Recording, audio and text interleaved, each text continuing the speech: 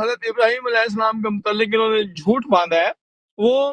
میں نے کتاب میں پڑھا تھا، وہ اجلان ایک آدمی تھا، اس بادشاہ کا نام اجلان تھا، اور وہ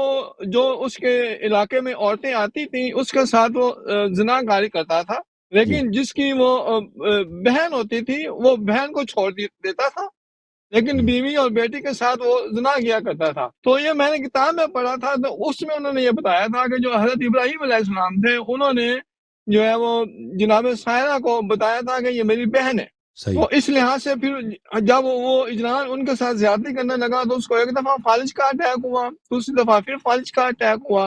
جب اس نے تیسری دفعہ پھر اس کے اوپر وہ زنا کرنے لگا تو پھر اس کو تیسری دفعہ پھر فالج کا اٹیک ہوا تھا۔ تو اس کے بعد پھر حضرت ابراہیم علیہ السلام نے اس کو بتایا کہ میں اللہ تعالیٰ کا رسول اور نبی ہوں، اس کے بعد وہ یہ